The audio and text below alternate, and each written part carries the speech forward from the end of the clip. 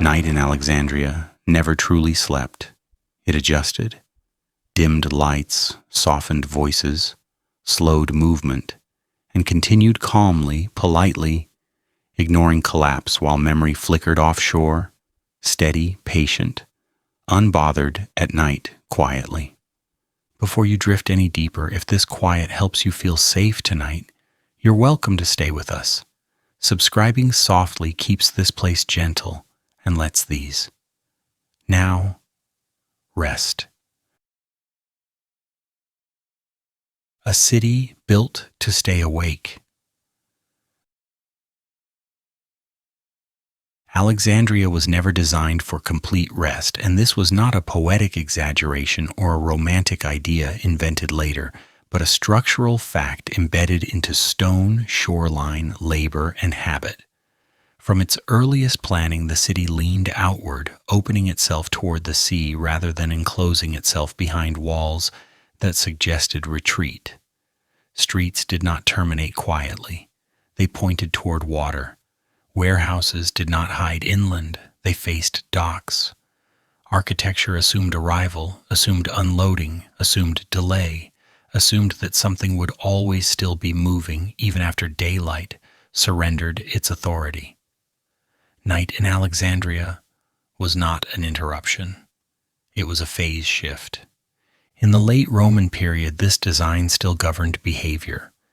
Even as imperial certainty softened and administrative confidence thinned, the harbor continued to function after sunset, not because it was especially well managed, and not because it was protected by ritual or spectacle, but because it had been built to tolerate partial attention. Alexandria did not expect everything to stop at once. It expected continuation in fragments. Lanterns replaced sunlight without pretending to match it. Voices dropped rather than disappeared. Work did not conclude decisively. It slowed, stretched, paused, and resumed in smaller motions that respected fatigue without surrendering to it entirely. The harbor remained available. That word matters. It was not efficient at night. It was not impressive. It did not perform productivity. Cranes rested. Sails slackened. Cargo waited. But availability persisted. A ship arriving late was not turned away by principle. It waited offshore or eased in slowly. Dock workers adjusted. Schedules bent. No one dramatized the delay. Delay was expected. Alexandria understood waiting better than most cities because waiting had always been part of its economy. Movement slowed but did not stop. This distinction shaped the city's character more than ambition ever did. Trade shifted inward after dark. Goods already unloaded were moved into storage. Items already counted were secured. Records were checked quietly. Lamps marked presence rather than progress. Sleep came in intervals. Sailors slept in short cycles. Watchmen leaned against posts. Clerks rested near ledgers they did not yet close. The city never fully slept because too many systems depended on being reachable rather than complete. There is mild irony in how exhausting this sounds to modern ears. A city that never fully rests feels unsustainable, even unhealthy. But Alexandria did not interpret wakefulness as strain. It interpreted it as flexibility. Rest did not require total darkness or total silence. It required the absence of urgency. And urgency at night was rare. Night work happened precisely because it was slower, quieter, and less demanding than day labor. It existed to prevent bottlenecks, not to accelerate output. Warehouses breathed quietly. This is not metaphorical. Heat escaped slowly through stone. Grain shifted slightly as air cooled. Oil settled. The city exhaled in material ways that did not require consciousness. The harbor's soundscape changed rather than vanished. Water lapped, rope creaked. A distant voice carried briefly and then dissolved. Nothing here tried to dominate the night.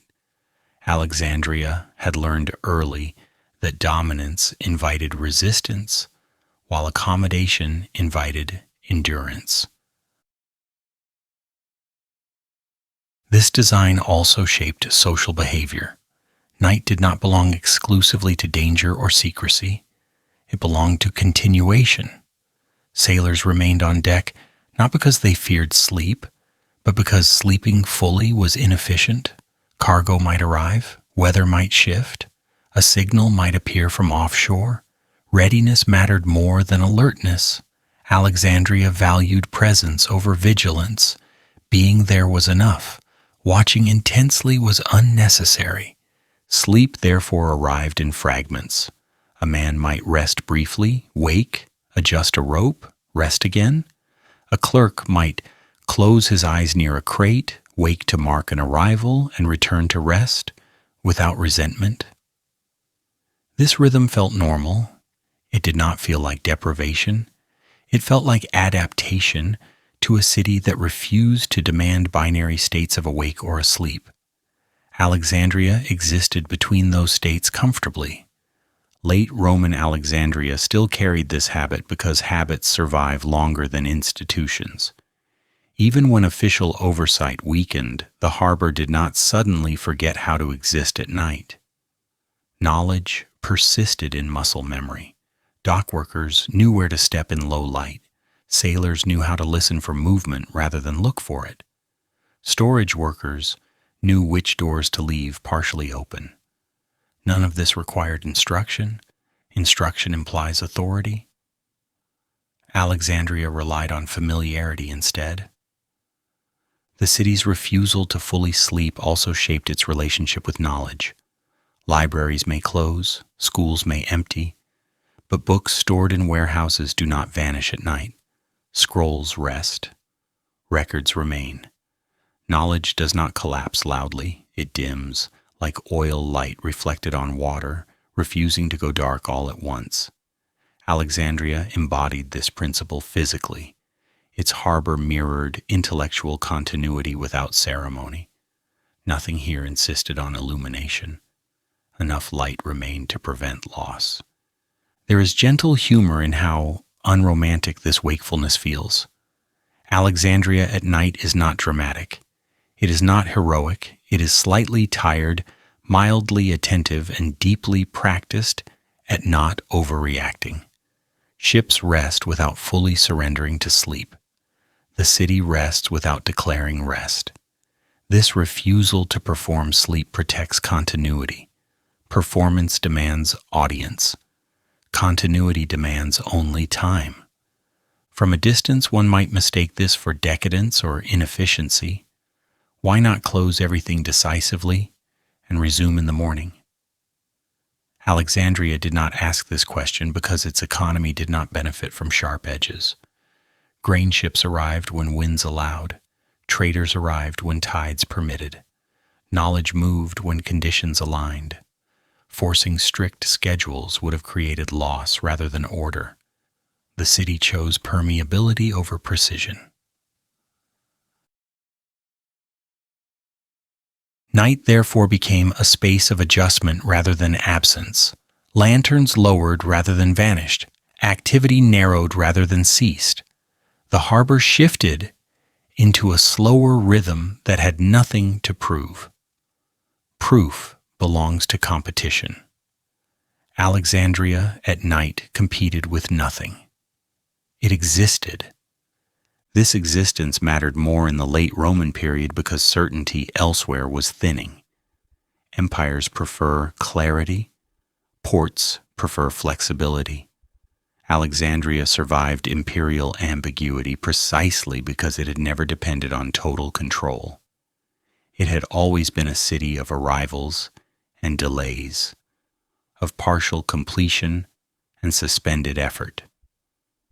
Night suited it. There is something quietly unsettling in how effective this was. While other cities required daylight to function, Alexandria extended its life into darkness without anxiety. Darkness did not signal danger, it signaled transition. This attitude shaped behavior deeply. People did not rush to finish before sunset. They slowed. Slowing conserved energy. Conserved energy preserved systems. Late-night history rests here because this harbor teaches a lesson without teaching it loudly. Continuation does not require intensity. It requires tolerance for incompleteness. Alexandria accepted incompleteness as normal. Cargo waited rather than vanished. Trade shifted inward rather than collapsed. Sleep arrived in pieces rather than demands. The city built to stay awake did not do so out of defiance. It did so because staying partially awake was easier than pretending everything ended cleanly each day. Alexandria never believed in clean endings. It believed in pauses. Even in this quiet year, the harbor demonstrates how resilience often hides inside inconvenience. Things take longer, people wait, light dims, nothing concludes sharply, and because nothing concludes sharply, nothing truly breaks. Alexandria at night refuses the drama of collapse. It refuses the comfort of closure. It remains available. And availability, practiced patiently, becomes endurance. That is why the city never fully slept. And that is why it lasted as long as it did, not by staying awake loudly, but by learning how to rest without disappearing. Oil lamps and practical light. Night lighting in Alexandria was never meant to impress anyone, and this was not an accident of poverty or neglect, but a deliberate continuation of the city's relationship with usefulness. Oil lamps did not decorate the harbor. They did not dramatize the water or flatter the stone. They existed to solve problems that appeared only after sunset. Their light was narrow, directional, and intentionally limited. Lamps marked edges rather than beauty. They traced the boundaries of docks where a misstep could break an ankle. They hovered near ropes that needed to remain visible. They protected cargo from being struck, dropped, or forgotten in shadow. In Alexandria, light did not exist to inspire awe. It existed to reduce error. This approach shaped the entire atmosphere of the harbor at night. There was no attempt to defeat darkness. Darkness was accepted as the dominant condition. Light merely negotiated with it. Pools of illumination appeared where necessary and disappeared where they were not. The result was a landscape of partial visibility. You could see what mattered and ignore what did not. This selective visibility conserved fuel, reduced glare, and allowed eyes to adjust gradually rather than constantly recalibrate. Alexandria understood that excessive light creates its own blindness. Oil lamps were placed with intention, near mooring points, at the edges of loading platforms, along paths used frequently enough to justify attention. They were not spaced evenly. Even spacing implies equality of importance. Alexandria did not believe everything deserved equal attention. Some places mattered more because mistakes there cost more. Light followed consequence, not symmetry. The lamps themselves were unremarkable, clay vessels, simple metal, nothing ornate. Their value lay in reliability.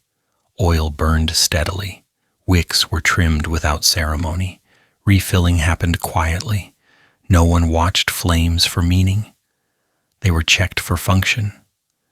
If a lamp failed, it was replaced or relit without comment. Failure of light was treated as maintenance, not omen. There is mild irony in how this restrained lighting shaped memory later. Modern imagination prefers Alexandria as a glowing intellectual beacon flooded with light and knowledge. In reality, its nights were dim, practical, and cautious. Knowledge here did not blaze, it lingered, it dimmed gradually. The harbor mirrored this process physically. Where light fades slowly, knowledge does the same. There is no sudden darkness, only dimming. This gradual dimming mattered psychologically. Sudden darkness provokes fear. Gradual dimming invites adaptation. Alexandria's lamps trained bodies and minds to accept reduced clarity without panic. You did not lose sight instantly. You adjusted. The city taught patience through lighting. Oil was not wasted. Fuel arrived by ship and cart. It was stored, rationed, and monitored. Lamps burned only as long as necessary. Excess illumination was considered careless rather than generous. Carelessness cost resources. Resources mattered more than spectacle. This attitude permeated harbor culture. Nothing was done simply because it looked impressive. It was done because it reduced loss. Light also defined social behavior at night. Conversations occurred near lamps. Work clustered where visibility allowed safe movement. Areas without light were not forbidden. They were simply avoided unless familiarity made navigation possible. Experienced workers moved confidently through shadow. Newcomers stayed closer to illumination. This natural sorting reduced accidents without requiring rules. There is understated humor in how little philosophy accompanied this system. No one debated the meaning of light. No one wrote treatises about illumination. Lamps were not symbols. They were tools. Tools do not require interpretation. They require upkeep. The harbor's soundscape adjusted to this lighting as well. Voices lowered because light did not carry far. Shouting would have wasted effort. People spoke when necessary and stopped when not. Quiet here was not enforced. It emerged naturally from limited visibility. When you cannot see far, you do not project your voice far either. Alexandria's nights were calm because its lights were modest. Oil lamps also structured time subtly. As oil burned down, light softened. Softening light signaled the approach of rest without command. Workers noticed the change instinctively. No bell was required. Lamps dimmed. Movement slowed. Tasks concluded naturally. The city did not announce closure. It allowed it to happen. Maintenance of lamps created its own rhythm. Someone always knew whose responsibility it was to check them. This knowledge passed informally. No schedules posted. No announcements made. Responsibility existed because absence would be noticed quickly. A dark edge meant danger. Danger invited correction. Correction maintained the system. This form of lighting also shaped perception of space. Large structures disappeared into shadow. Only functional surfaces remained visible. Alexandria at night felt smaller, more intimate, more navigable. Monumentality receded. Utility dominated. This reduced psychological weight. The city did not loom. It settled. There is quiet irony in how effective this was at preserving knowledge indirectly. Excess illumination invites distraction. Dim light narrows focus. In low light, attention sharpens around essentials. Alexandria's intellectual life benefited from this atmosphere. Knowledge did not compete with spectacle. It survived through repetition, storage, and quiet use. Oil lamps guarded ropes because ropes mattered. A misplaced rope could damage hulls or injure workers. Lamps protected ankles because broken bodies slowed trade. Lamps protected cargo because loss reduced trust. Light here served economics more than aesthetics. Alexandria understood that beauty did not keep ships afloat.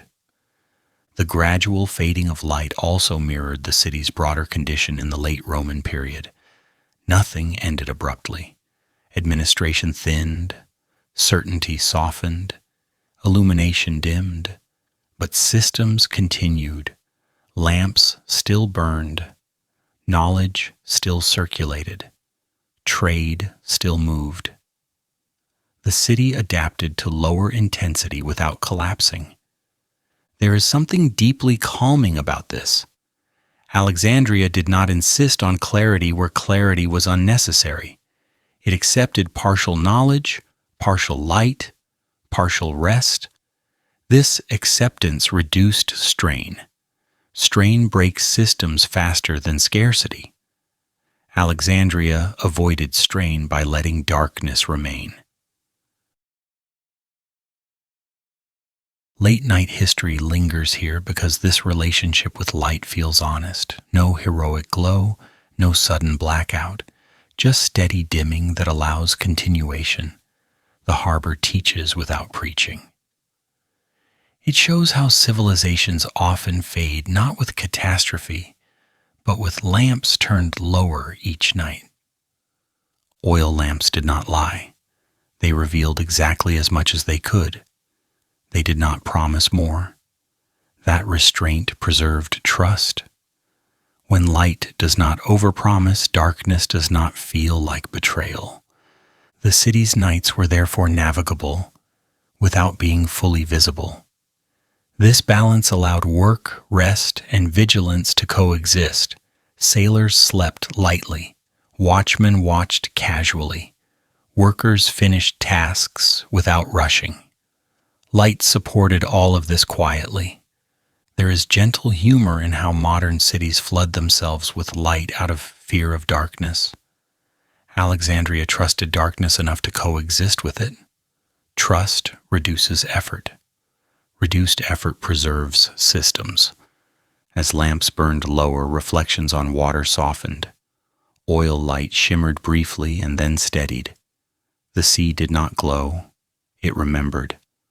Light touched it lightly and moved on. Knowledge in Alexandria behaved the same way. It did not blaze endlessly. It reflected, dimmed, and endured. By midnight, only the most necessary lamps remained lit, edges still visible, ropes still guarded, ankles still protected. Everything else surrendered to shadow without protest.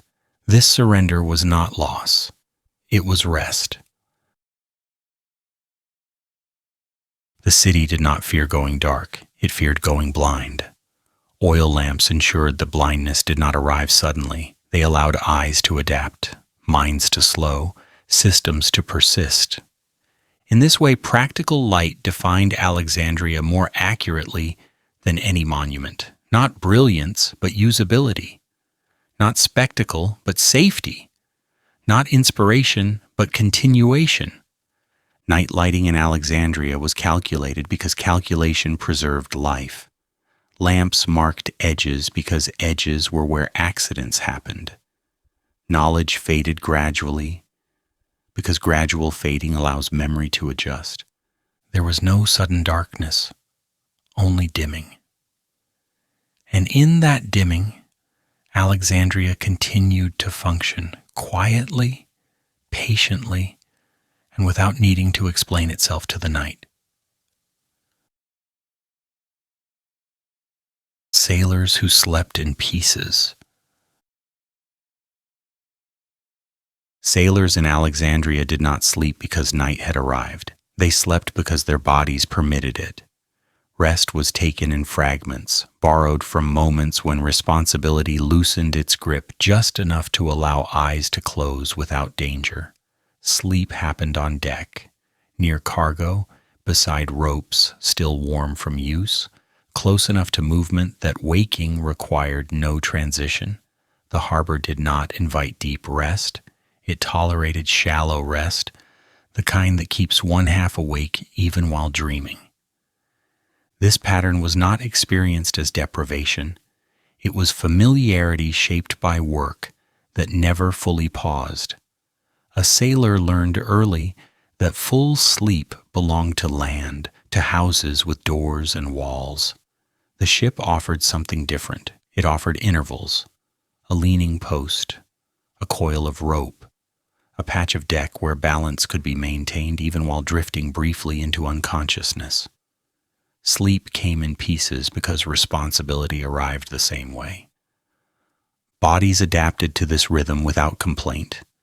Muscles relaxed only partially. Breathing slowed but never deepened completely. Ears remained alert even while eyes closed. A change in water sound, a shift in hull pressure, a footstep that did not belong, any of these could pull a sailor back into wakefulness instantly. This responsiveness was not fear. It was training reinforced by repetition. Dreams reflected this fragmentation. They arrived quickly and faded just as fast, images blurred with real sensations. The creak of wood entered dreams without permission, the smell of oil and salt mixed with memory.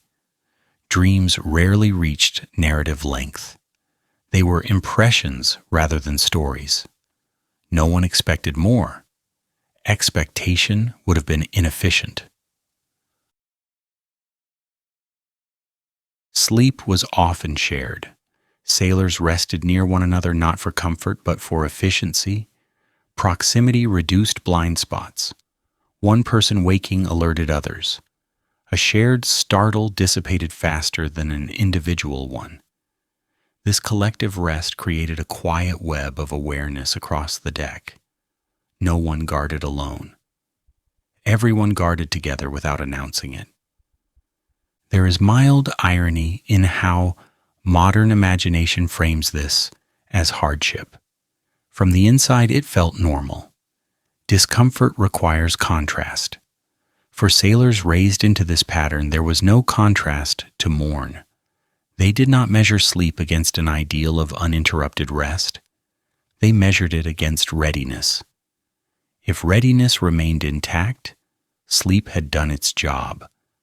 The harbor shaped this habit relentlessly. Alexandria never demanded full surrender tonight. Ships arrived late, tides shifted unexpectedly, cargo required monitoring, a rope left unattended could loosen, a crate could shift, a mooring line could strain. The sea did not respect sleep schedules. Sailors adjusted by treating sleep as flexible rather than sacred. Even posture adapted. Sailors learned how to sleep without collapsing fully. A shoulder against a mast, a back against cargo, knees bent just enough to absorb motion. This semi-rest preserved balance. Falling asleep completely would have invited falling down. The body learned to hover between states. There is understated humor in how efficient this became. Sailors could rest anywhere for minutes and emerge functional immediately. No grogginess, no confusion. Sleep did not require ritual, it required opportunity. Opportunity appeared briefly and was taken without hesitation. Night sounds governed rest more than time. The slap of water against hulls, the low conversation of watchmen, the distant creak of rigging. These sounds did not disturb sleep. They framed it. Silence would have been more unsettling. Silence suggested absence of movement, absence of vigilance. Sound meant the system was still alive. Light interacted with this sleep subtly. Oil lamps cast small zones of safety.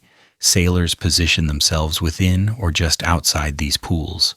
Enough light to see movement, not enough to disrupt rest.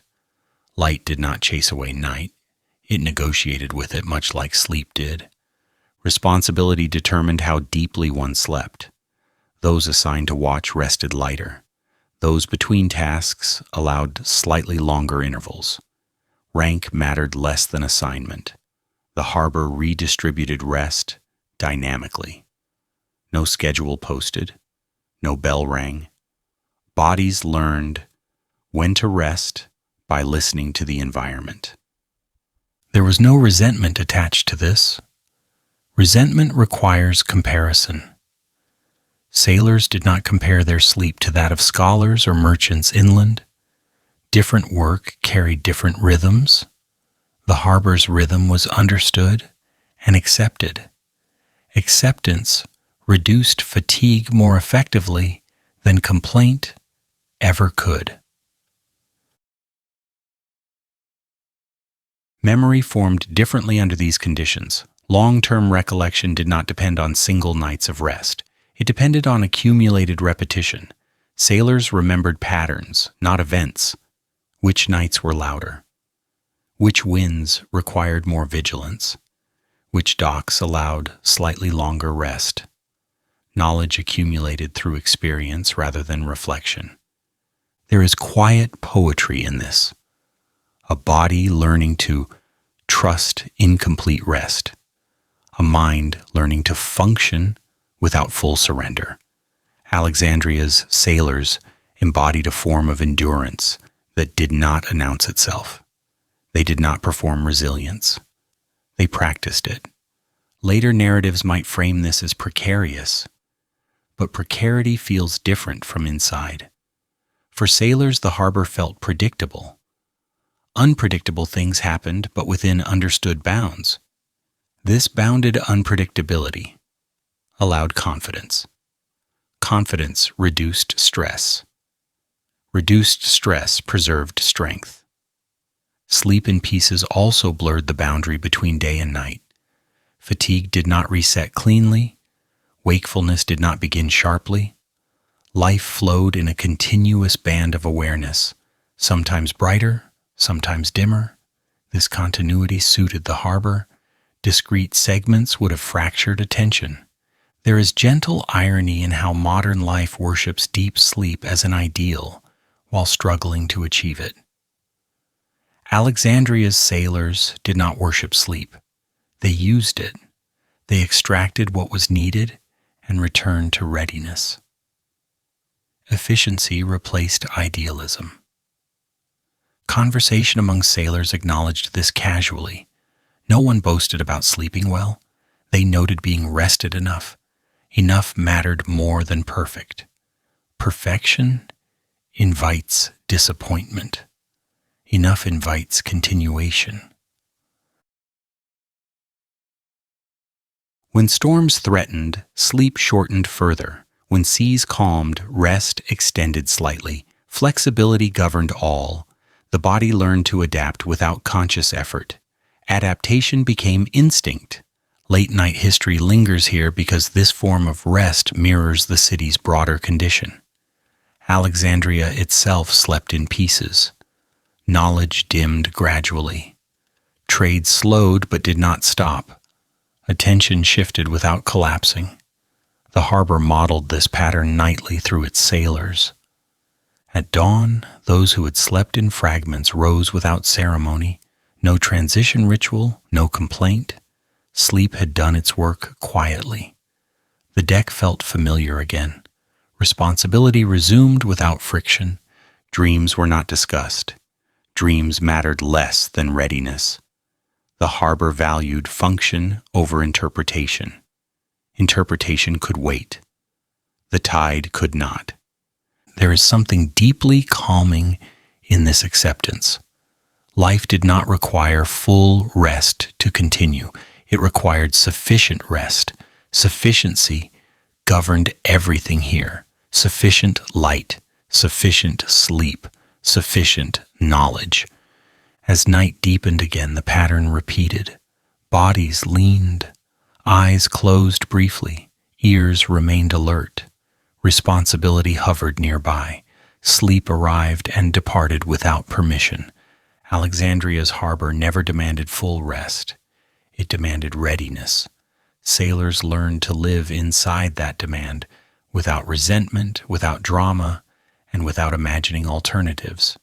They slept in pieces because the city itself existed in pieces, connected, functional, never fully still. And that, quietly, was enough to carry both sailors and harbor through another night without needing to explain why rest, looked the way it did. The granaries that never fully closed. Alexandria's granaries did not recognize night as a reason to stop. Grain did not sleep, and neither did the systems built to protect it.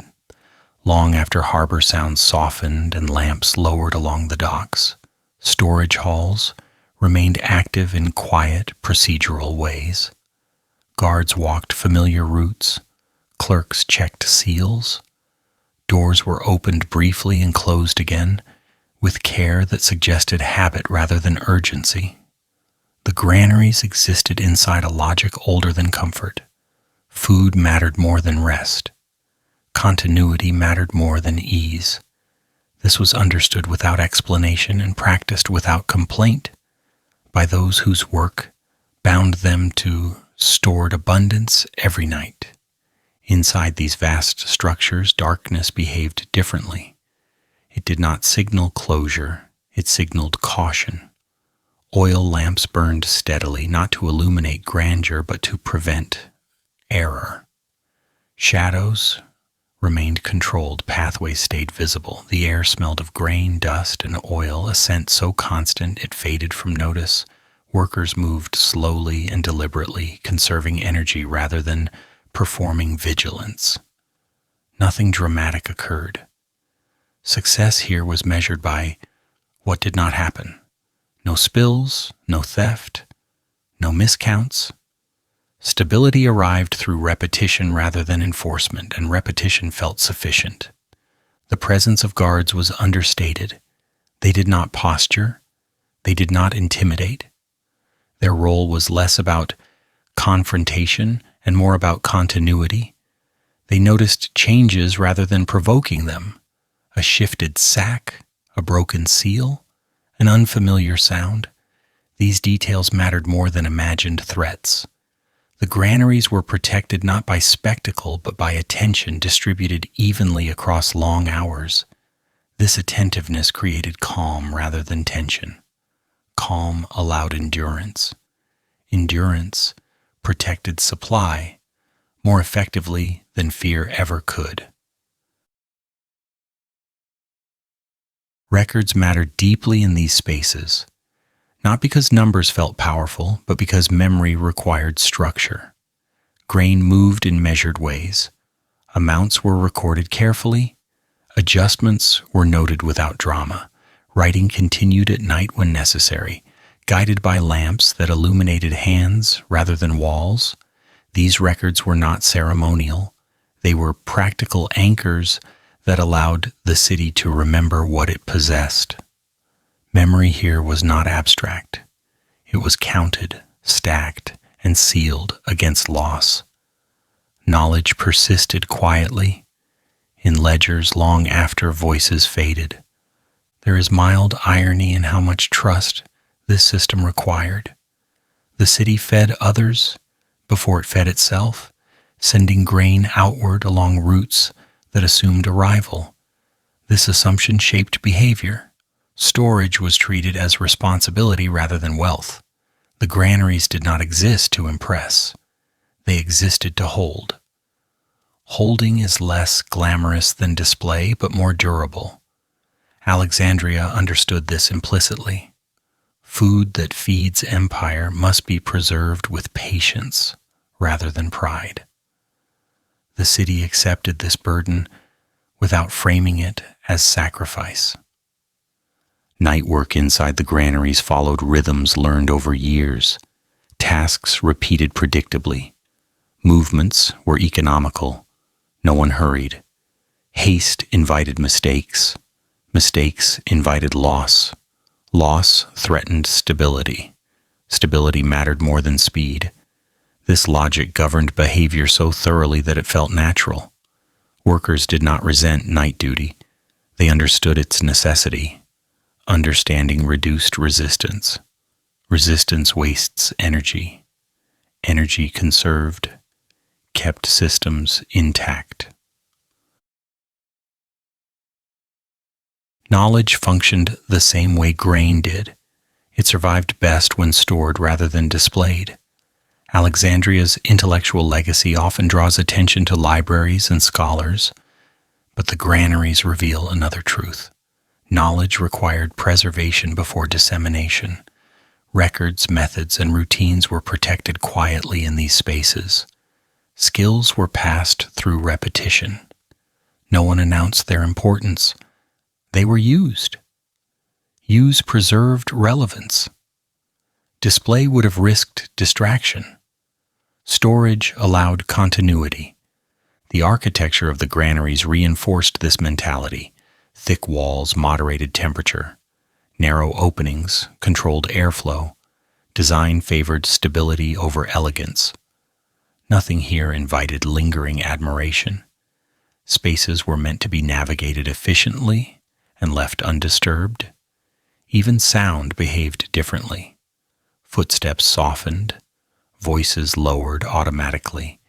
The environment encouraged restraint without instruction. Workers adapted their bodies to the building's expectations, moving in ways that matched its intent. Late-night history lingers here because functioning systems rarely announce themselves. The granaries did not symbolize abundance, they enabled it. Enabled things often remain invisible until they fail. Alexandria's granaries did not fail often enough to attract attention. They faded into background infrastructure, quietly sustaining networks that extended far beyond the harbor. Rome's appetite depended on these halls, yet their operation remained uncelebrated. Silence protected them from scrutiny. Scrutiny invites interference. Interference risks disruption. Even fatigue behaved differently inside these spaces. Workers rested when possible, leaning briefly against walls, sitting on steps between checks. Rest was taken in intervals similar to sailors on deck.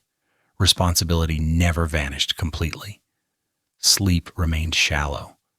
Awareness persisted. This partial rest was not framed as deprivation. It was part of the work's rhythm. Bodies adapted. Minds adjusted. Complaints would have served no function. The granaries also shaped Alexandria's sense of time. Night did not represent absence of activity. It represented continuation under different conditions. Work did not stop. It shifted tone. The city learned that certain responsibilities could not pause without consequence. Food security required vigilance beyond daylight. This vigilance did not feel dramatic. It felt procedural. Procedure is calming when it works. The granaries worked. There is gentle irony in how little recognition this labor received. History remembers ships, scholars, and storms. It rarely remembers men counting sacks by lamplight. Yet these men sustained systems more effectively than speeches or monuments ever could. They ensured tomorrow would arrive fed. That was enough. As night deepened, the granaries remained alert without tension. Lamps burned steadily. Doors stayed closed except when needed. Guards completed rounds without incident. Records were updated. Grain rested securely. The city slept, knowing food remained accounted for, even if few consciously acknowledged that fact. Alexandria's granaries never fully closed because hunger never fully slept. Neither did responsibility. The city accepted this reality without complaint. It understood that some things must remain awake so others can rest. In sleep version telling, this feels soothing rather than oppressive. Continuity replaces drama. Routine replaces fear. Grain waits patiently. Records hold memory. Knowledge survives longest when protected quietly, not celebrated loudly. By morning, little would appear to have changed. That was the point. The success of the night lay in its invisibility. Nothing went wrong. Nothing needed explanation.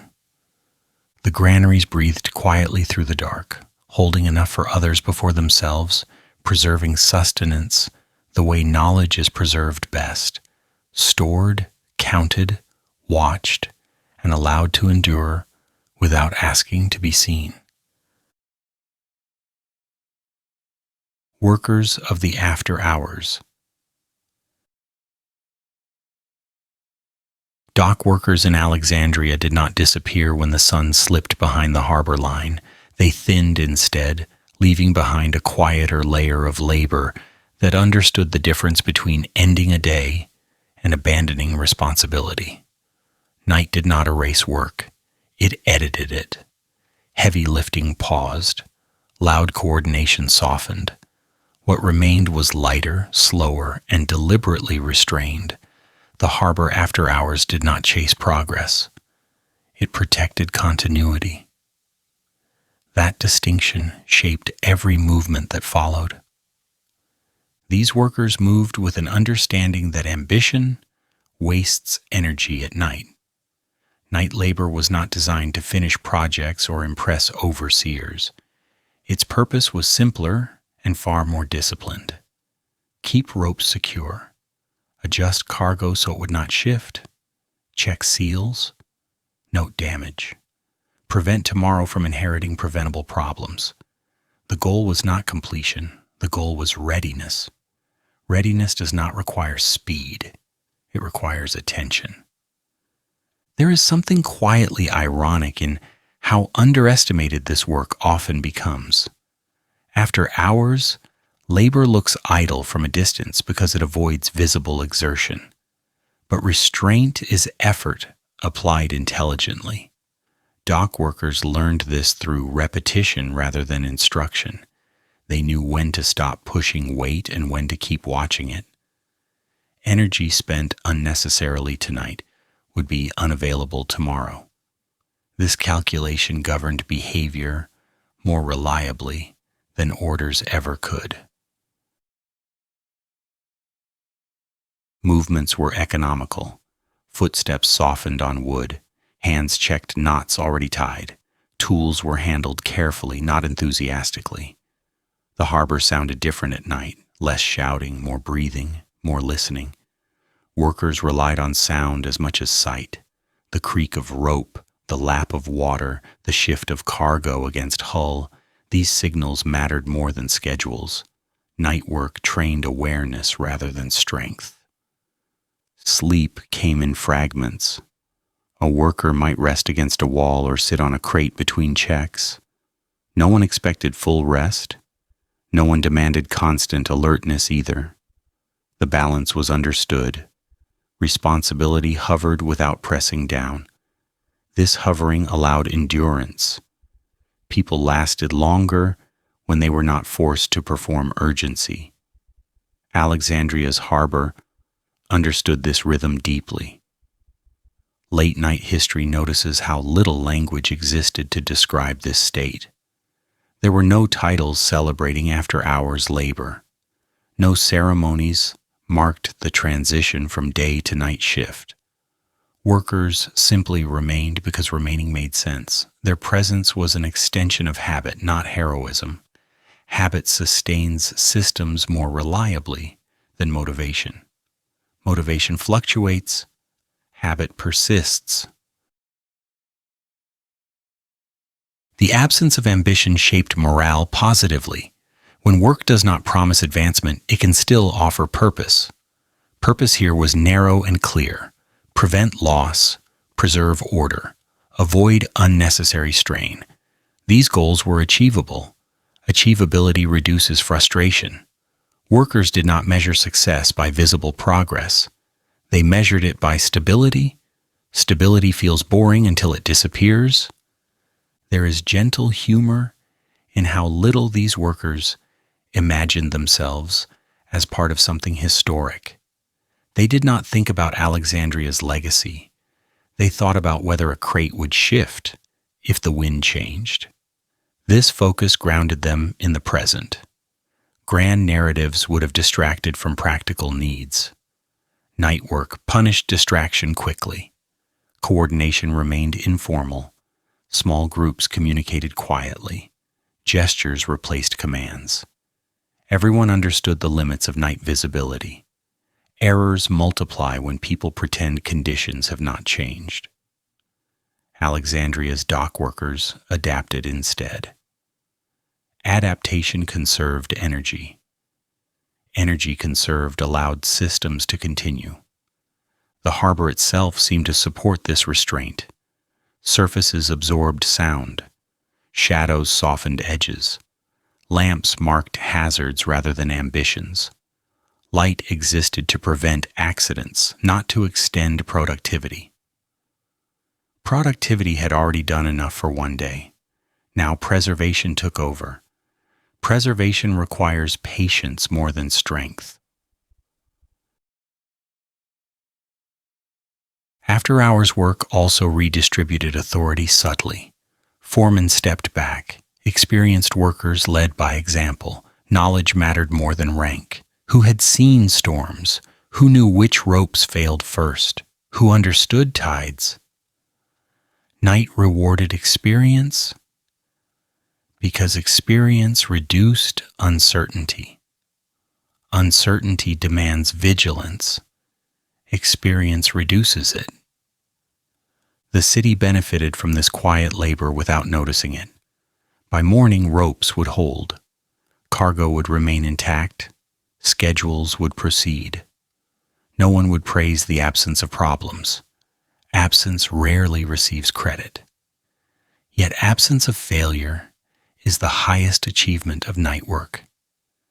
There is irony in how often modern thinking celebrates constant activity. Alexandria practiced selective inactivity instead. Workers knew when to stop doing things. This knowledge prevented damage. Damage creates work later. Night labor prevented future labor by avoiding present excess. Bodies adjusted to this rhythm naturally. Muscles relaxed. Breathing slowed, attention narrowed. This state was not exhaustion, it was conservation. Conservation allowed longevity. Workers expected to return tomorrow. That expectation shaped behavior tonight. No one wanted to arrive already depleted. Social bonds formed quietly during these hours. Shared silence creates trust differently than shared effort.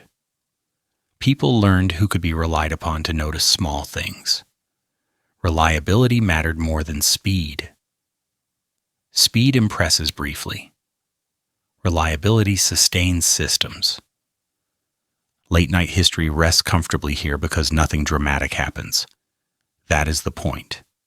Systems held together by restraint feel calm from the inside. Calm does not demand narration. It allows rest. Even humor surfaced gently. A remark about someone tying a knot too tightly. A shared understanding that nothing needed proving. These moments relieved tension without creating noise. Noise wastes energy. Energy preserved systems. Night labor also respected limits imposed by darkness. Tasks that required precision waited for daylight. This patience prevented error. Error invites blame. Blame erodes cooperation. Cooperation was essential. Alexandria valued it implicitly. There was no illusion that night work could replace day work. The after-hours shift existed to bridge time, not conquer it. Bridging requires stability.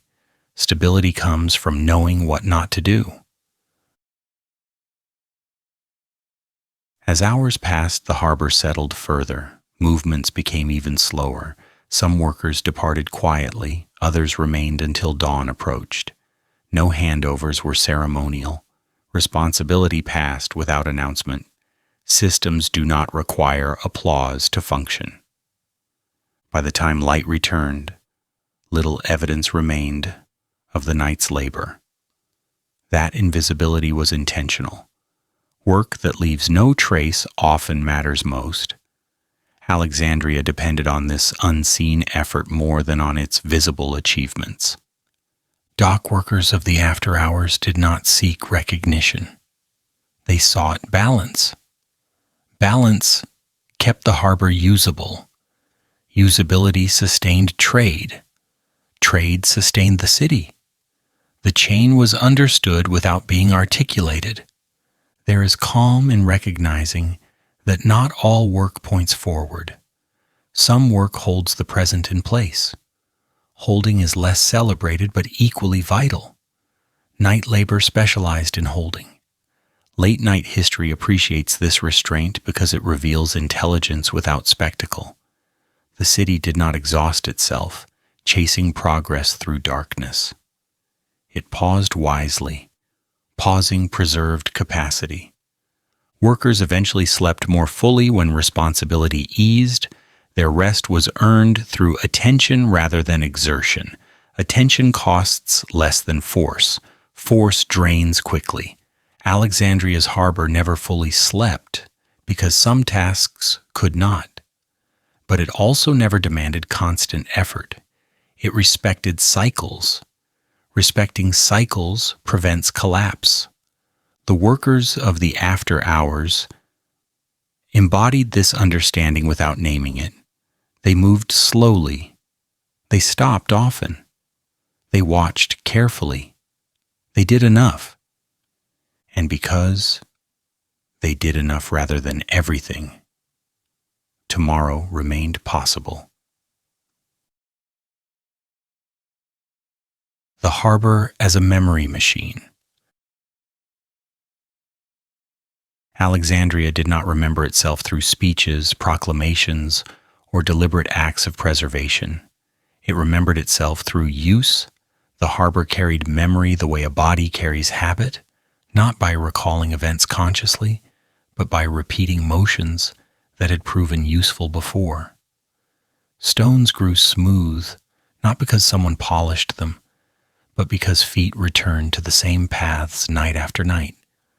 Wood darkened, not as decoration, but as a record of salt, weather, and touch, layered slowly over time. Ropes softened because hands kept finding them in the same places, pulling with the same instincts, learned without instruction. Memory here did not sit still. It moved.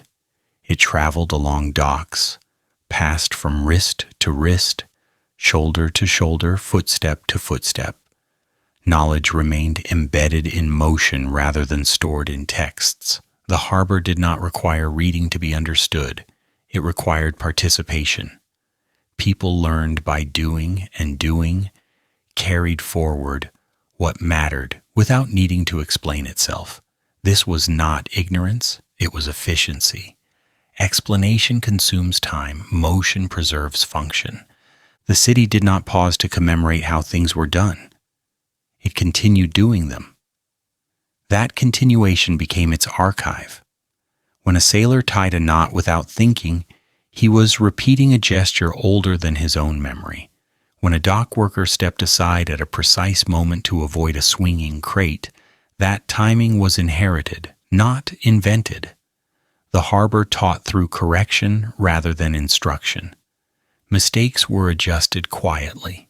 Success faded into habit. Habit outlived individual lives.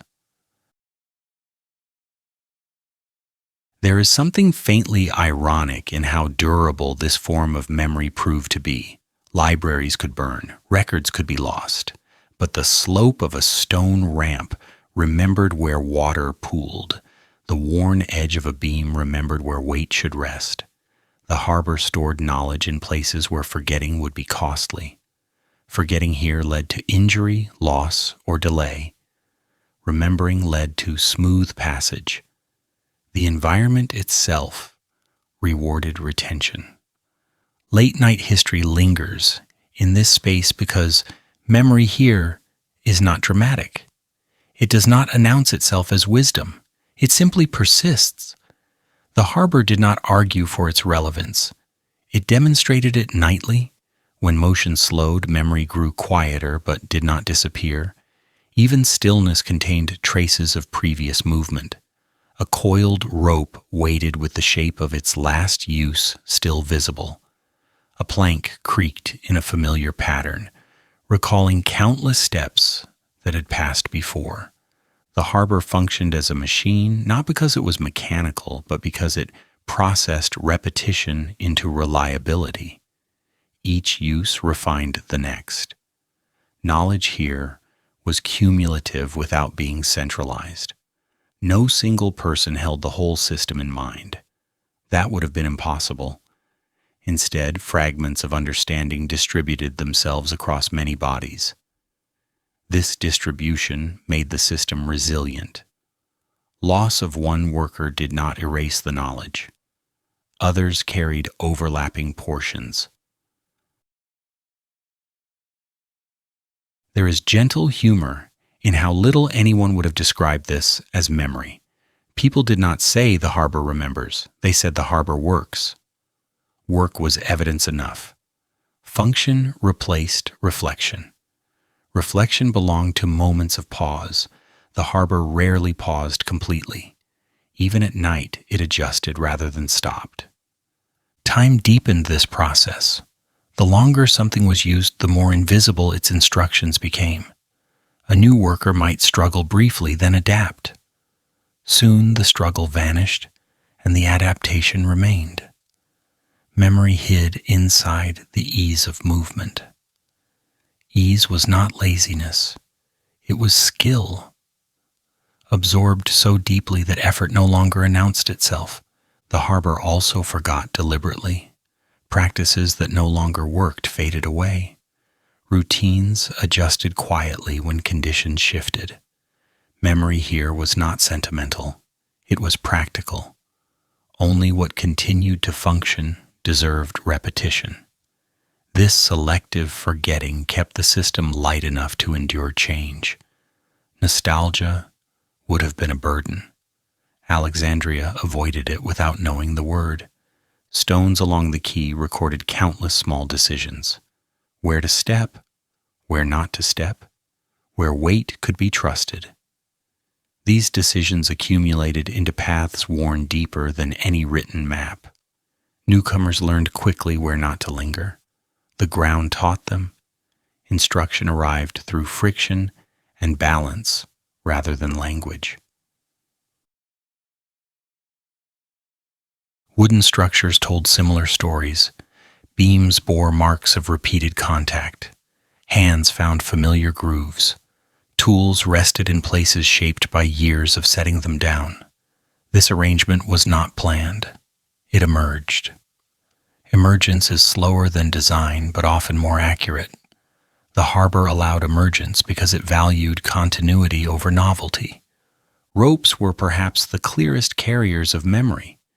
Their fibers remembered tension. Their bends remembered loads. Sailors could feel whether a rope had been overstrained recently.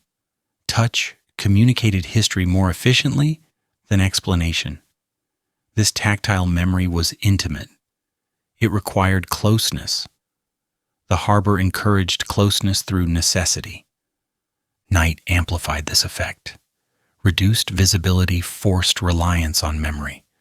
Workers navigated by familiarity rather than sight.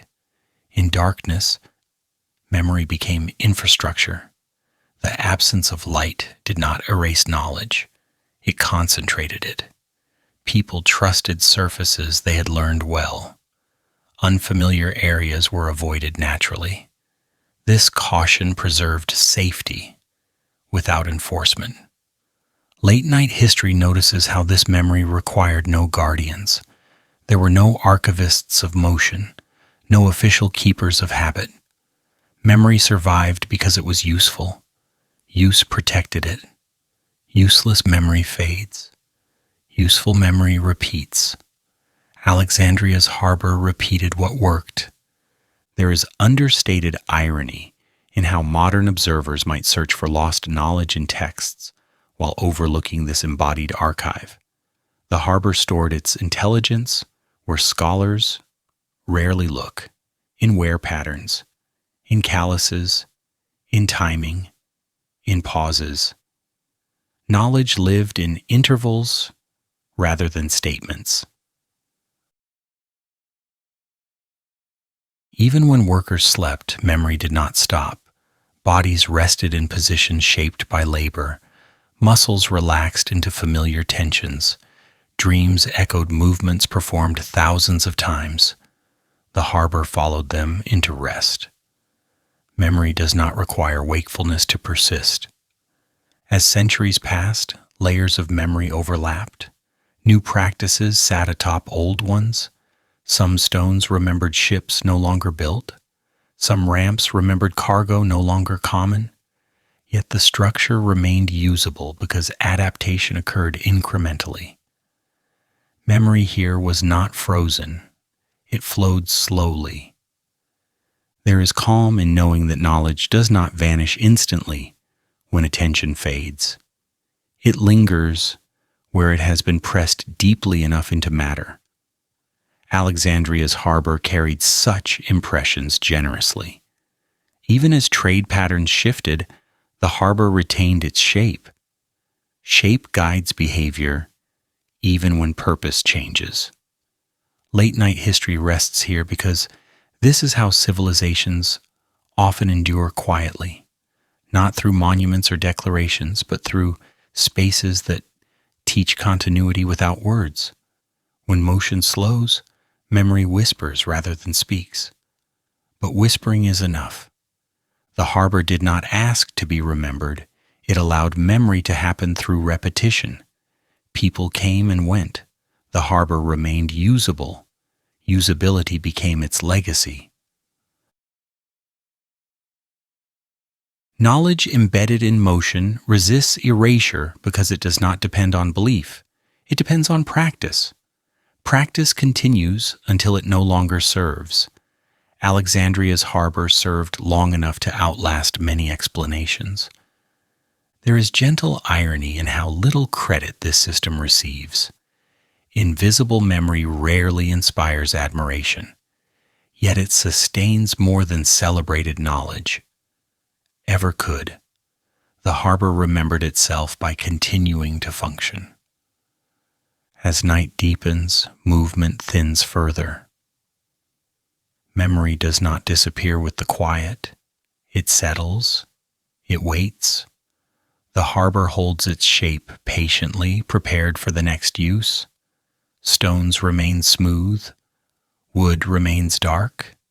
Ropes remain ready. Late-night history appreciates this patience. It does not rush interpretation. It stays with the quiet fact that memory can live without being named. Alexandria did not need to remember itself loudly. It remembered through hands, feet, and habit. That memory survived not because it was protected, but because it was needed. And as long as use continued, memory remained, calm and unannounced, embedded in motion that refused to fully sleep. Scholars who no longer announced themselves. By the year 300 AD, scholarship in Alexandria had not vanished, but it had learned how to lower its voice. Knowledge no longer gathered crowds the way it once had. It did not stand at street corners or announce itself through grand public readings. It did not demand attention. It adjusted. Learning moved indoors, into rooms that were smaller, quieter, and easier to protect. What survived did so by becoming less visible. This change was not sudden and not dramatic. There was no decree stating that scholarship should retreat. It happened because attention had become expensive. To be seen required energy. To be heard required justification. Knowledge learned that survival no longer depended on reach, but on continuity. Scholars stopped performing expertise and began practicing it in ways that left fewer traces. Teaching became selective without being secretive. Students were chosen carefully, not for brilliance alone, but for patience. Instruction slowed. Reading became a private act rather than a public event. Texts were handled with restraint. Ideas circulated through proximity rather than proclamation. Alexandria did not lose its mind. It narrowed its field of vision. The city had once celebrated loud learning, lectures echoed, debates spilled into open spaces. Knowledge had been theatrical, confident, expansive. By this quiet year, that confidence had thinned. Not because truth had weakened, but because conditions had changed. The environment no longer rewarded amplification. It rewarded care. There is gentle irony in how this looks from a distance. Later observers will describe this period as decline. They will point to shrinking audiences and quieter halls as evidence of intellectual retreat. What they often miss is how adaptation works. Knowledge does not always fight change. Sometimes it sidesteps it. Scholars still read, they still copied, they still taught. But they did so with awareness of fragility. Manuscripts were protected, not displayed. Lessons were repeated rather than expanded. Transmission mattered more than innovation. In uncertain conditions, continuity becomes more valuable than originality. This quieter scholarship did not seek influence, it sought persistence. Influence requires attention. Persistence requires memory. Alexandria's scholars understood this instinctively. They allowed ideas to circulate slowly, like oil rather than fire. Fire attracts notice. Oil sustains light. Rooms once used for gathering now held fewer people. A teacher might instruct 2 or 3 students instead of dozens. Dialogue replaced oration. Silence became part of learning. Pauses mattered. The absence of spectacle reduced risk. Fewer eyes meant fewer interruptions. Writing also changed. Texts became practical. Commentaries focused on clarity rather than flourish. Margins filled with careful notes instead of arguments. Knowledge was no longer something to be proven. It was something to be preserved. There is something quietly protective about this shift. When ideas are loud, they invite challenge. When they are quiet, they invite inheritance. Alexandria's scholars did not aim to convince the present.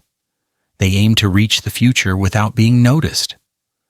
Late-night history lingers here because this kind of survival rarely receives credit. We prefer stories where knowledge burns brightly and is extinguished violently. We struggle with stories where it dims deliberately. Dimming looks like loss. In reality, it can be strategy. The city itself mirrored this pattern. Alexandria remained active but less theatrical. Commerce slowed without stopping. Light softened without disappearing. Scholarship followed the same logic. Less volume, more duration. Knowledge that retreats does not announce retreat. It simply becomes harder to see. That invisibility frustrates later historians who search for clear endings. There is no moment when Alexandria stops thinking. There is only a moment when thinking stops performing. The scholars of this period were not cowards. They were pragmatists. They understood that survival depended on reducing friction. Ideas that demanded space, resources, and attention became liabilities. Ideas that could live quietly, inside memory and routine, endured. Teaching became apprenticeship rather than spectacle. Learning happened through repetition. Students copied texts not to analyze them publicly, but to internalize them. Memory replaced debate. Understanding replaced persuasion. There is understated humor in how modern culture often equates loudness with importance. Alexandria offers a counterexample. Some of its most durable ideas survived because they learned to whisper. The famous institution still existed in name, but their function had shifted. What mattered was not the building, but the habit. Knowledge detached itself from architecture. It moved into hands, into routines, into small groups that could dissolve and reassemble without notice. This made scholarship harder to detect and easier to sustain. No single loss could erase it. No single disruption could silence it. When knowledge distributes itself across individuals rather than institutions, it becomes resilient. Late-night history does not mourn this transition. It observes it.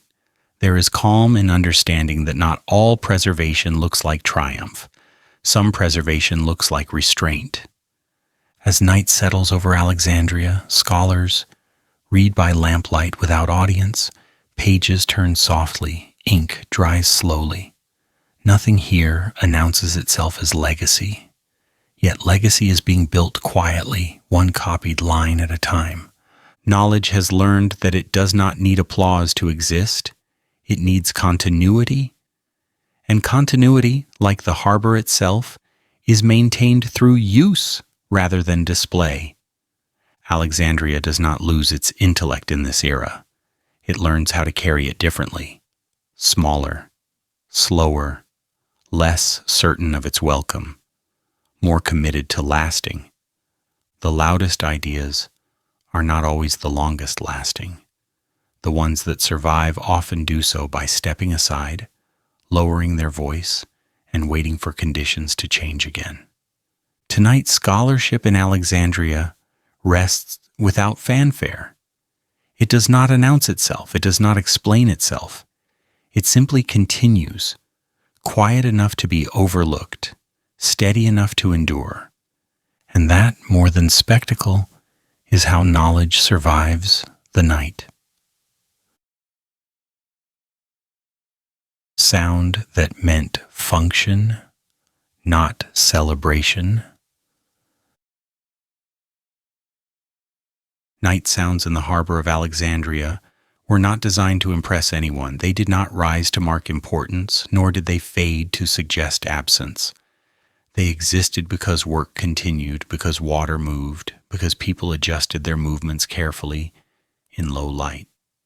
Sound here was a tool, not a message. It carried information rather than emotion. It told bodies where to step, when to pause, and when to continue. In this quiet year, around 300 AD, the harbor did not celebrate itself with noise. It functioned. Water touched hulls with a steady rhythm that required no attention once learned. The sound was neither soothing nor alarming. It simply confirmed that the sea was still present and behaving as expected. Sailors recognized the tone immediately. A change in pitch might signal movement or strain, but most of the time the sound remained consistent enough to fade into background awareness.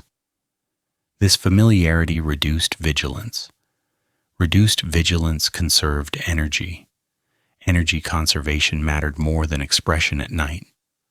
Footsteps on stone were measured rather than hurried.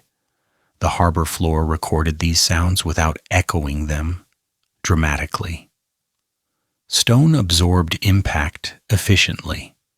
A step placed carefully did not need to announce itself.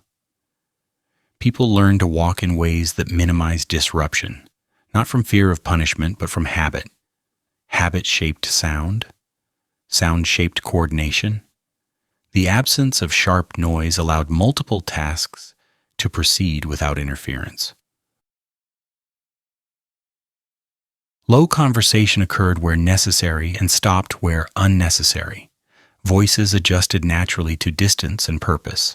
Instructions were brief. Confirmation was quieter. There was no incentive to raise volume. Raising volume suggested urgency, and urgency was avoided at night unless required. Communication aimed for clarity rather than reach. Those who needed to hear did. Others did not. There were no speeches after sunset, no public announcements meant to gather attention. Authority rested during these hours. Control yielded to routine. This absence of formal sound did not indicate disorder. It indicated confidence. that systems would continue without oversight. The harbor trusted itself enough to remain quiet. Sound here was not decorative. It did not seek admiration. It existed to prevent error. A rope creaking slightly warned of tension. A shifting crate indicated imbalance. These sounds mattered because they guided response. They were noticed precisely because they were not competing with celebration or performance. The harbor was an environment where functional sound survived because unnecessary sound had already been eliminated. There is gentle irony in how this quiet would later be misinterpreted. From a distance, silence often reads as decline. Observers imagine that less noise means less life. In reality, it often means refinement. Systems that work well tend to quiet themselves. Noise emerges when coordination fails and people must compensate with volume. Alexandria's harbor had learned this long before. During the day, noise was unavoidable. Commerce demanded movement. During the night, noise was reduced deliberately, not through command but through collective understanding. Everyone knew that mistakes were more costly in darkness. Lowering sound reduced risk. The harbor at night sounded like continuity rather than conclusion. Nothing suggested finality. Nothing announced that something was ending. Sound lowered because attention narrowed. Narrowed attention improves precision.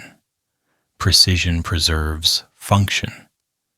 Even laughter was muted. When it occurred, it did not carry far. It was allowed but not amplified. Joy existed but did not dominate the soundscape. This restraint was not joyless. It was practical. Excess expression consumed energy and attention. The harbor saved both. Tools made noise only when necessary. Wood knocked softly against wood. Metal touched stone with care. People learned how to move objects in ways that avoided sharp impact. These techniques were passed down without instruction. Observation taught restraint better than rules ever could. Night work depended on hearing more than seeing. Excess sound interfered with listening. Listening mattered. A misplaced footstep could mean injury. A missed warning could damage cargo. Quiet improved perception. The harbor optimized for perception rather than expression. There is understated humor in how civilizations are later remembered through their loudest moments. Revolts, celebrations, destruction. Yet the longest stretches of existence are quiet. They sound like water moving predictably and people adjusting carefully. Alexandria's harbor spent far more time in this state than in any moment later deemed significant. The city's relationship with sound reflected its relationship with power. Power did not need to announce itself constantly. It rested in systems that functioned without supervision. Loud authority would have disrupted night work. Quiet authority allowed it to continue. Even guards understood this. Their presence was known through consistency rather than noise. They moved in predictable patterns.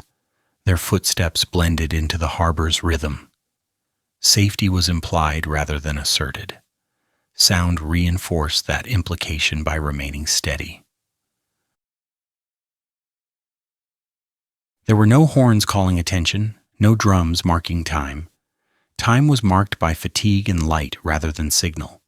This reduced dependency on artificial coordination. Bodies synchronized naturally. Sound followed rather than led. Late-night history lingers here because this environment resists narrative. Nothing dramatic happens, nothing resolves. Sound continues doing what it has always done. It supports function quietly. As the hours deepened, sound thinned further. Tasks concluded. Objects settled. Water continued its gentle contact with hulls. This sound never stopped entirely. It did not need to. Complete silence would have been unsettling. Continuity required presence, not absence. The harbor never aimed for silence. It aimed for balance. Enough sound to inform, not enough to distract. This balance allowed work to slow without stopping. It allowed sleep to arrive in fragments without panic. Civilizations rarely end with silence. They end after long periods of lowered volume. Alexandria's harbor had not ended. It had learned when to quiet itself. That learning extended survival. There is calm in recognizing that sound can be a measure of health. Excess noise often signals strain. Here, reduced sound signaled efficiency. Tasks matched conditions. Expression yielded to function. People did not talk about this. They did not need to. The soundscape taught them what mattered. It taught restraint without instruction. It taught cooperation without command. When morning approached, sound increased gradually. Footsteps became more frequent. Voices grew slightly louder. The transition was smooth. No signal marked it. Sound followed light naturally. This continuity prevented shock. Late-night history finds comfort in this gradualness. Nothing snaps. Nothing demands attention. The harbor moves between states without ceremony. Sound adapts rather than resists. There is something deeply human in this. Humans adjust volume according to context instinctively. Alexandria's harbor operated on instinct refined by generations. That refinement allowed it to endure. Sound that meant function rather than celebration reveals a city uninterested in performing itself. Performance consumes energy. Function preserves it. Alexandria chose preservation without needing to articulate the choice. Tonight the harbor speaks softly. It does not need to convince anyone of its importance. It exists. It works. That is enough. Civilizations end loudly only in hindsight. In real time, they lower their voice first. Alexandria, in this quiet night, has not ended anything. It has simply adjusted its volume to match the work still required, and in that lowered voice, life continues, unremarkable, uninterrupted, and quietly sustained through sound that does exactly what it is meant to do, and nothing more. A port that fed empires without thinking about them. Alexandria did not wake each morning considering the scale of what passed through its harbor. The city did not measure itself against maps or imagine the distant tables where its grain would eventually be counted. It functioned. Ships arrived because arrival still solved practical problems. Grain moved because storage created pressure, and pressure demanded release. The port did not ask whom it fed. It asked only how to keep movement steady enough to prevent loss. This lack of reflection was not ignorance. It was efficiency, practiced over generations until it felt like instinct. The harbor operated through repetition rather than intention.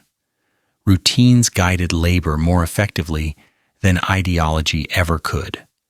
Cargo was unloaded because space was needed. Sacks were weighed because balance mattered. Records were kept because memory alone proved unreliable at scale. None of these actions required belief in empire. They required belief in tomorrow's workload. Alexandria fed empires without noticing them because it focused on sequence rather than consequence. Sequence was manageable. Consequence was abstract. Grain ships entered the harbor with familiarity rather than ceremony. Their hulls bore marks of previous journeys. Their crews moved with practiced economy. No one announced the importance of the cargo. Importance was implied by volume. Volume demanded coordination. Coordination demanded calm. The harbor provided that calm by refusing to dramatize its own significance. It did not celebrate abundance. It processed it. Warehouses absorbed grain quietly. Doors opened and closed without emphasis. Tallies increased incrementally. Storage systems adjusted gradually to accommodate flow. Nothing about this suggested grandeur. It suggested pressure management. When systems operate at scale, drama becomes dangerous. Alexandria avoided drama by keeping attention narrow and tasks specific. The city did not imagine itself as a lifeline. That language belongs to historians. To those working the docks, grain was weight and texture. It spilled if mishandled. It spoiled if delayed. It attracted pests if neglected. These immediate concerns replaced abstract pride. Pride consumes energy. Practicality preserves it. Alexandria chose preservation without ever naming the choice. There is mild irony in how such an essential role felt unremarkable from within. Later narratives would elevate the port into a strategic necessity. In real time, it felt like work that needed to be finished before heat intensified or night fell. Urgency existed, but it was local and temporary. No one felt the pressure of feeding the world. They felt the pressure of clearing space. Ships departed as quietly as they arrived. Departure did not mark completion. It created absence that demanded replacement. Empty berths invited new hulls. The harbor existed in a constant state of transition that felt normal rather than exhausting. Normality buffered scale. When everything feels routine, even vast systems become tolerable. Alexandria's indifference to its own importance protected it from anxiety. Anxiety emerges when people imagine stakes too large to control. The port refused that imagination. It broke work into units small enough to manage. One sack, one ledger line, one cleared berth. Empires benefited from this fragmentation without being acknowledged. Laborers did not discuss politics while moving grain. Discussion would slow hands. Hands needed to move. Conversation focused on technique, timing, and coordination. This focus narrowed awareness intentionally. Awareness beyond task boundaries created distraction. Alexandria survived long stretches of uncertainty precisely because it limited its attention. There is understated humor in how empires relied on a city that did not think about them. Dependency flowed one direction. Indifference flowed the other. Alexandria's harbor fed power structures that assumed loyalty while receiving only routine in return. The port did not resist empire. It ignored it. Grain accounting reflected this attitude. Records tracked quantity, not destination. Once cargo left the harbor, it ceased to matter. Success was measured by absence of backlog, not by impact elsewhere. The city defined achievement as smooth throughput. Anything beyond that was unnecessary abstraction. Night did not interrupt this logic. It slowed it. Work adjusted but did not halt. Guards watched inventory rather than imagining threat. Lamps illuminated paths rather than symbols. The harbor remained oriented toward function. Feeding empires was a byproduct, not a goal. Alexandria's infrastructure reinforced this perspective. Roads connected storage to docks efficiently. Buildings prioritized airflow and access. Design minimized bottlenecks. None of this was framed as service to power. It was framed as prevention of waste. Waste offended practical sensibilities more than political ones. The city's relationship with scale was pragmatic. Scale existed. It was managed. It was not admired. Admiration invites complacency. Management requires vigilance. Alexandria chose vigilance without praise. There is calm embedded in this refusal to narrate significance. Calm emerges when people accept the limits of their control. Alexandria controlled movement within its harbor. It did not control the world beyond. This distinction kept effort proportional. Late-night history notices how rarely cities acknowledge their own centrality while living it. Centrality becomes visible only when disrupted. As long as ships arrived and departed, the harbor's role remained invisible to itself. Invisibility was stability. Workers aged within this system without ever feeling heroic. Their labor accumulated quietly. Years passed, marked by familiarity rather than milestones. This continuity allowed knowledge to embed deeply. Embedded knowledge outlasts declared purpose. Alexandria did not imagine itself indispensable. Indispensability breeds fear of failure. The port avoided fear by focusing on repetition. Repeat what works. Adjust when necessary. Ignore praise. Ignore blame. This mindset sustained function across generations. Even officials refrained from exaggeration. Oversight ensured order, not meaning. Meaning complicates administration. Alexandria preferred simplicity. Simplicity allowed scale without collapse. There is gentle irony in knowing how much later centuries would debate the fate of empires fed here. The harbor never participated in those debates. It existed alongside them, indifferent, persistent, and quietly effective. As night deepened, grain rested in darkness. Ships waded in water that reflected little light. The city did not consider where tomorrow's cargo would go. It considered how to move it efficiently. That consideration was enough. Feeding empires without thinking about them required discipline of attention. Alexandria mastered that discipline. It looked down at hands rather than outward at power. Hands moved grain. Power moved elsewhere. Late-night history rests comfortably in this scene. A port functioning without self-awareness reveals endurance stripped of ideology. The harbor did not need to believe in anything to continue.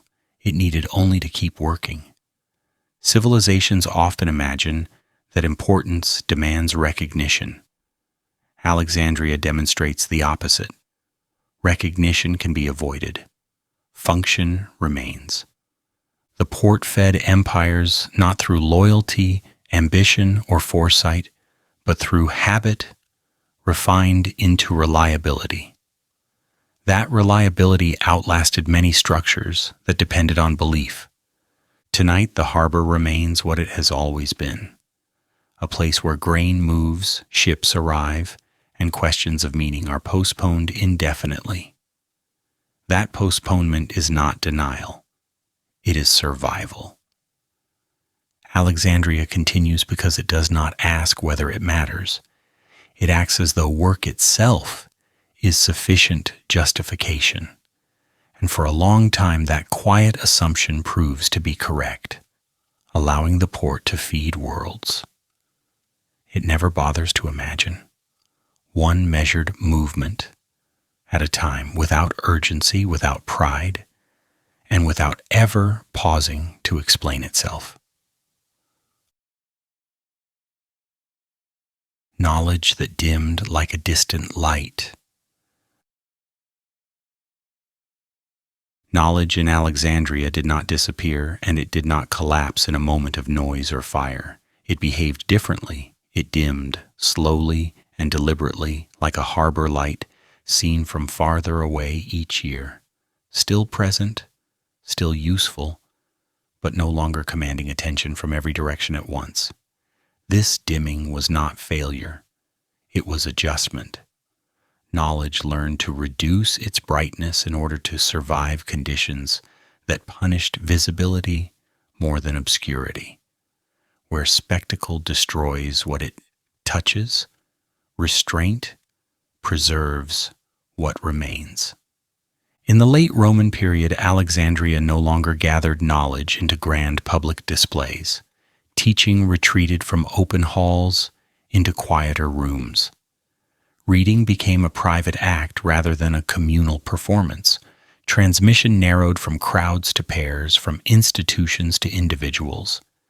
None of this required announcement. It unfolded naturally as conditions shifted. Knowledge did not demand to be heard. It learned to wait. The city had once been famous for brilliance.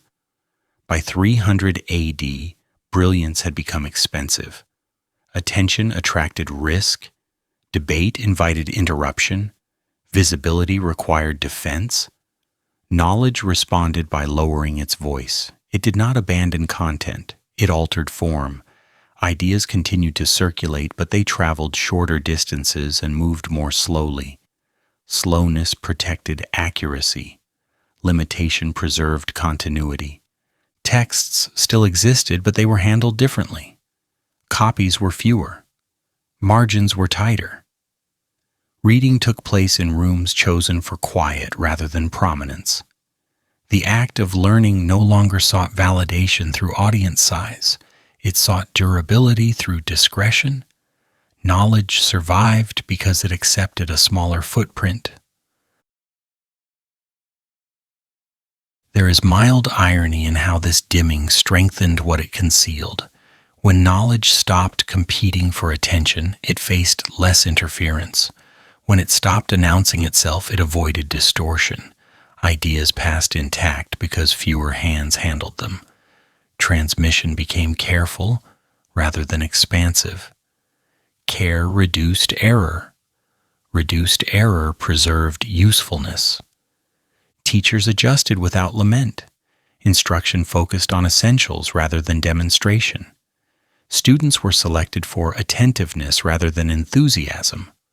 Learning slowed. Slowing allowed absorption. Alexandria did not lose knowledge. It refined the conditions under which knowledge could persist, without being damaged by its own exposure. The metaphor of the harbor light fits precisely. A bright beacon attracts ships from far distances but also reveals its position to every watcher. A dimmer light serves those already near. Alexandria chose to serve proximity rather than prominence. Knowledge became local. Locality reduced vulnerability. This shift changed the emotional tone of learning. Excitement gave way to patience. Curiosity became quieter. The thrill of discovery softened into the satisfaction of understanding. This was not a loss. It was a recalibration of expectation. Knowledge no longer promised transformation. It promised continuity. Records reflect this subtly. Fewer commentaries, fewer public lectures, more marginal notes, more private correspondence. Knowledge lived in annotations and habits, rather than declarations. It embedded itself into routine rather than ideology. Routine proved harder to eradicate than doctrine. There is understated humor in how future generations would interpret this dimming as decline. They would measure knowledge by visibility and conclude that less light meant less substance. Alexandria understood the opposite. Excess light exposes fragility. Dim light protects form. The harbor itself mirrored this process. Just as navigation lights grew subtler, intellectual signals softened. Both served those who needed them without advertising to those who did not. This alignment between physical and intellectual environments was not planned. It emerged through shared logic: reduce excess, preserve function. Knowledge also adapted by shedding ambition. It stopped trying to unify fields or impress patrons. It focused instead on accuracy, preservation, and transmission within trusted networks. Ambition invites distortion. Precision requires restraint.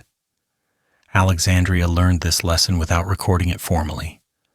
Libraries did not vanish, but their role changed. They became repositories rather than stages. Access narrowed. Care increased. Knowledge slept more often than it spoke. Sleep preserves memory better than constant performance. This sleep version of learning allowed ideas to persist quietly. Students learned fewer texts but learned them more deeply. Breadth narrowed, depth increased. This trade-off favored endurance over influence. Alexandria chose endurance without framing it as a choice. The city did not debate whether to preserve knowledge. It simply adjusted behavior until preservation became likely. The dimming also altered how knowledge related to power. When ideas no longer announced themselves, they interfered less with authority. This reduced friction. Reduced friction allowed survival. Knowledge that does not challenge openly often survives longer than knowledge that insists on recognition. There is calm embedded in this invisibility. Knowledge stopped competing with noise. It accepted partial darkness. Partial darkness allowed focus. Focus allowed clarity. Alexandria's intellectual life became quieter, but more resilient. Late-night history lingers here because this is not the story people expect. They expect loss through destruction. Alexandria offers loss through reduction. Reduction feels gentler. It also lasts longer. The city did not mourn the dimming. Mourning requires awareness of loss. Most inhabitants did not experience this change as loss. They experienced it as adjustment. Learning continued, teaching continued, reading continued. Only volume changed. At night, this quiet knowledge felt especially appropriate. Lamps burned low. Pages reflected minimal light. Words remained legible without glare. The environment supported concentration. Alexandria learned that brightness is not required for clarity. This dimming also reduced error. Fewer voices meant fewer distortions. Fewer performances meant fewer incentives to exaggerate. Knowledge became less theatrical and more accurate. Accuracy rarely attracts crowds. It attracts time. Time favored this approach. As political and economic systems shifted, knowledge persisted in reduced form, carried by individuals rather than institutions. Individuals can move quietly. Institutions attract attention. Attention invites pressure. Alexandria chose individuals. There is something quietly unsettling in how effective this strategy proved. Knowledge survived precisely because it stopped insisting on being seen. It trusted continuity over recognition. Recognition fades quickly. Continuity compounds slowly. Spectacle destroys what it touches because it accelerates consumption. Alexandria slowed consumption of knowledge by dimming its light. Slower consumption preserved content. Content preserved function. Even memory adapted. People remembered methods rather than names, techniques rather than authors. This anonymity protected ideas. Anonymous knowledge resists persecution better than named authority. The city's intellectual life became like its harbor at night. Still active, still useful, less visible, reduced in scale, functioning without announcement. Late-night history rests comfortably here. Knowledge that dims rather than burns out offers a model of survival without drama. Alexandria did not lose its mind. It learned to keep it in the shadows. As centuries passed, this dim light would flicker in unexpected places. Traces would surface where least anticipated. Survival does not require brilliance, it requires patience. Knowledge in Alexandria did not ask to be remembered. It asked to be preserved. Preservation succeeded because it accepted modesty. Tonight, the light remains visible to those near enough to need it. From afar, it looks faint. That faintness is intentional. Knowledge continues, not as beacon, but as guide, not as proclamation, but as practice, not as spectacle, but as habit.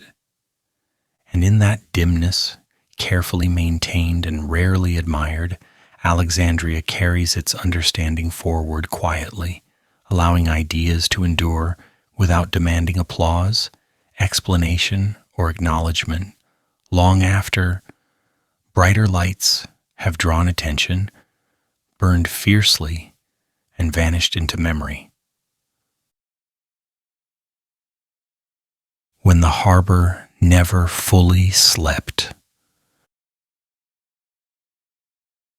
When night deepens, the harbor does not close. It settles into an uneven rest, a kind of breathing rather than sleep. Lanterns flicker instead of going dark. Ships shift gently against their lines. Warehouses remain awake enough to hold, not enough to hurry. Alexandria does not announce an ending, and it does not rehearse a decline. It simply continues at a lower volume, as though volume itself were the problem that needed correcting. This is how continuity actually works. Not through confidence, not through spectacle, but through habit repeated carefully when attention fades. Knowledge survives this way, quietly, unimpressively, without insisting on being seen. It moves from hand to hand, from motion to memory, dimming just enough to avoid destruction while remaining useful to those who still need it. There is gentle irony here. Later centuries will search for collapse and find only adjustment.